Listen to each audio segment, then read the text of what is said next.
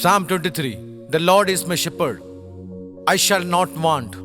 പറഞ്ഞ യഹോവ നിന്റെ ഇടയനാണെങ്കിൽ അവൻ നിന്നെ ചില അവസരങ്ങൾ കാണിക്കും. നിന്റെ ജീവിതം ഒരു ഇടയനെ പോലെ അവൻ എടുത്താൽ അവൻ അതൊക്കെ പൂർത്തീകരിക്കും. കുറവില്ല പാസ്റ്റർ, എനിക്ക് ചില പ്രയാസങ്ങളുണ്ട്.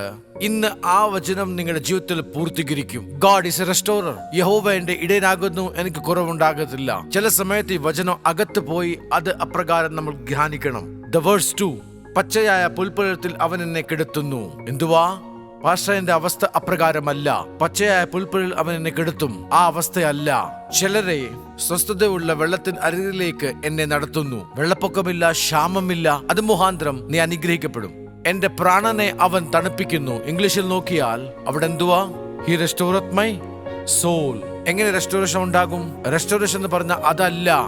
ദൈവത്തിന്റെ വചനപ്രകാരം അവന്റെ ഇഷ്ടപ്രകാരം ആ സമൃദ്ധിയുടെ ജീവിതത്തിൽ അത് പൂർത്തീകരിക്കുവാൻ അതാ റെസ്റ്റോറേഷൻ. ആദ്യം വചനം, അതിന്റെ ഗുണം നിങ്ങളുടെ അകത്തുണ്ടാകണം. The divine nature should come to you. പിന്നെ നിന്റെ നാമം മുഖാന്തരം അവൻ എന്ത് ചെയ്യും? അത് നീതിയിലേക്ക് നമ്മളെ നയിക്കും.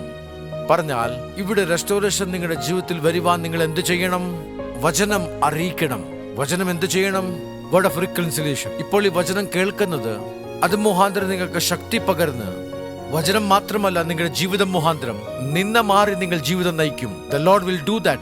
He feeds you.